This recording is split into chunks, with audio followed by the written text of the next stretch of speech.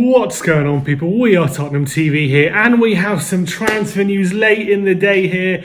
You know, we're about to go to bed, we're about to get a lie-in on this really, really hot summer's day, and right when we think it's all over for the day, there is massive transfer news coming out, especially from the ever-reliable Alistair Gold of Football London. Really, really exciting news. And you can see it on the screen here now. Paulo Dybala is in talks with Tottenham over a potential transfer. We're in talks with Juventus. Really, really exciting. The story here comes from Alistair Gold. Paulo Dybala to Tottenham, latest on audacious move to partner Juventus style with Harry Kane. Really, really out of absolutely nowhere, Tottenham looks like they're launching a bid for Paulo Dybala, another Argentinian player who Pochettino knows well. Pochettino's a massive, massive fan of him. He even said, I remember when we played him in the Champions League a couple of years ago, that he's one of the best players in the world, and he's a massive fan of him. And he looks like we're really, really interested in him. There's a lot of moving parts, I think, to this deal. We'll go into it, but let's read the story here from Alistair Gold. Tottenham have made contact with Juventus over a dramatic swoop for Paulo Dybala to form a formidable partnership with Harry Kane. The 25-year-old, one of Europe's most feared forwards. Football London understands Spurs have been in discussions with Serie A about an ambitious move for the 80 million rated Argentine, who is hugely admired by Pochettino. Any deal would smash the transfer record for the second time this summer, with Chairman Daniel Levy having already signed Tanguy Ndombele for 63 million.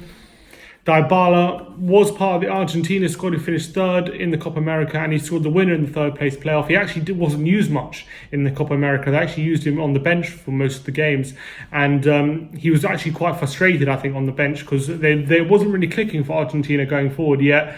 Dybala just stayed on the bench, and also the same thing happened in the World Cup, which is a theme recently with Dybala. The coaches haven't seemed to trust him, but we'll go into that.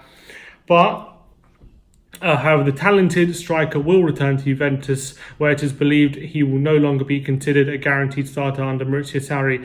After a season which brought just 5 goals and in Serie A and 10 in total, which is a really poor return if you think about a player of Dybala's quality, only getting 5 Serie A goals. It's a really, really poor return, and he's probably really disappointed in that.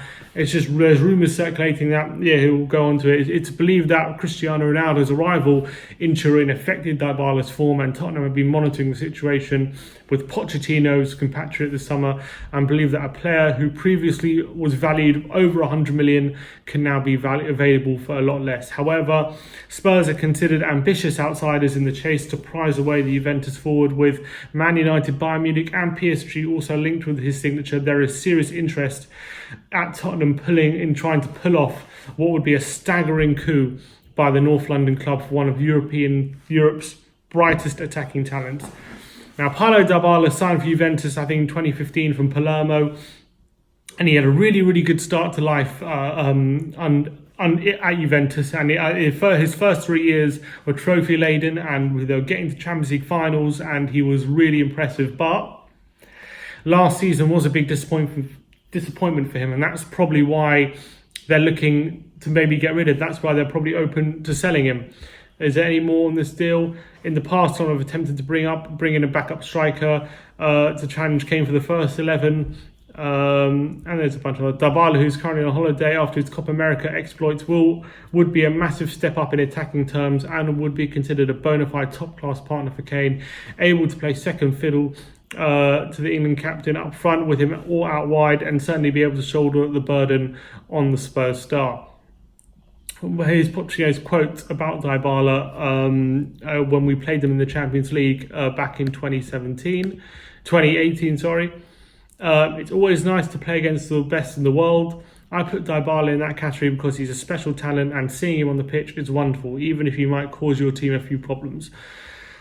He did cause them problems with Dybala knocking us out. He scored the winner at Wembley to knock us out 2-1 back in 2018, and he would add to the Argentinian core that we have with Lamela, Foyth and Paulo, and obviously we're still very strongly linked with Giovanni Lo Celso, who's reportedly Betis and Spurs are very close to agreeing a deal for that player. Whether we get Lo Celso and Dybala, and Eriksen ends up staying. All three of those are not going to happen, I don't think. I think we're going to get 2 out of 3 in the best case scenario. Either we get Lo Celso and Dybala, Eriksen leaves, or we keep Eriksen and we get one of Lo Celso and Dybala. So that's the situation I see. This story is also being reported in the London Evening Standard by Dan Kilpatrick, also quite a reliable source. Him and Alistair Gold are quite reliable, so the fact that they're reporting this makes it quite legit that Tottenham are actually in for Paulo Dybala. Spurs approach Juventus over a move that would break their transfer record again. Tottenham have made contact with Juventus over an audacious move for Paulo Dybala. Spurs would have to break their transfer record for the second time. So that basically 80 million looks like they're willing to sell. He's regarded as one of the finest forwards in the world, but he has been the casualty of Cristiano Ronaldo's move to Juventus, scoring only 5 goals last season. Here's an interesting part. Dybala's contract runs till 2022. However, he is thought to earn around £120,000 a week, which would not pose a significant problem for Spurs, with Harry Kane and Dele Alli currently being paid more than that. So wages wouldn't be an issue. Only probably sticking point would be the transfer fee, seeing as, we've already spent 65 on Dembele, and the rumours are any other transfers would have to be kind of funded through player sales. However, there's also rumours that the Lo Celso deal that we're reportedly in for is not dependent on us selling Eriksen. So it's conflicting reports what our current transfer budget is at the moment. But very, very exciting. I'm a big fan of Paulo Dybala. I think he's a really good player. However, he did have a bad time of it last season. He really did struggle. If you look at his career stats,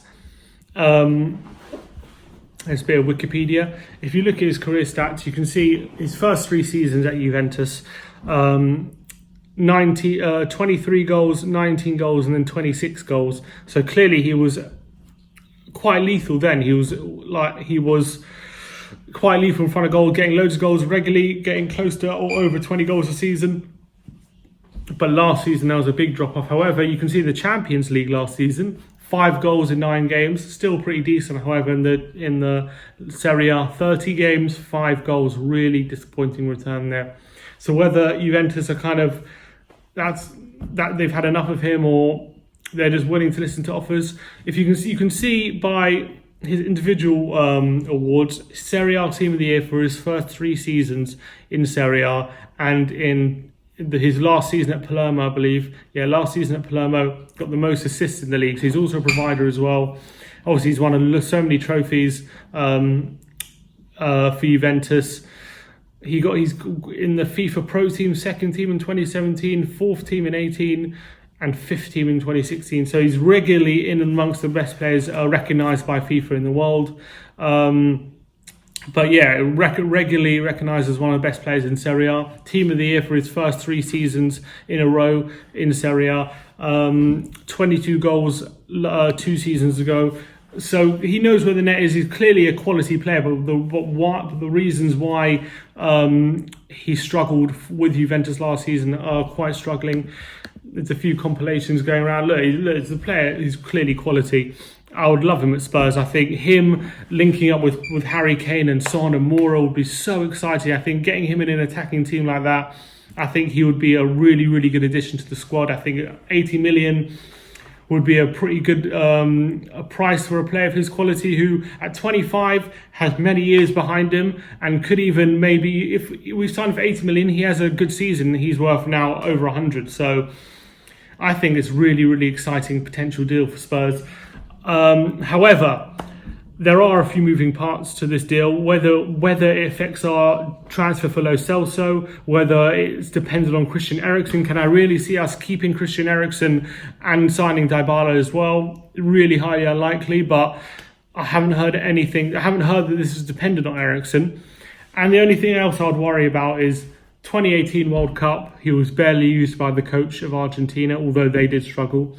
Copa America, he was left on the bench by the Argentina coach. Again, they struggled, but again, they didn't trust him. They left him on the bench. And last season, the whole of last season for Juventus, he did struggle big time. He did not have a good season. Only scored 5 goals. I think he got 24 starts. So let's see if we can find some of these goals. He's clearly got quality. He's only got 2 goals for Argentina actually in total. but he's a player of immense quality. We saw that at Wembley when he scored the winner against Spurs. Let us know what you guys think of this potential deal. Do you think this is a deal that Spurs should be going for? Would you rather us focus our efforts on someone like Giovanni Lo Celso, or do you think getting someone like Paulo Dybala would be a massive coup for the club? Do you think he would be starting up front with Harry Kane? Where do you see him playing if we do get this deal over the line? Do you think this will happen? 80 million is talking about. He's on 120 grand a week. Do you see us spending 80 million on someone like Dybala? Or do you think that'll be a massive coup? Let us know in the comments below.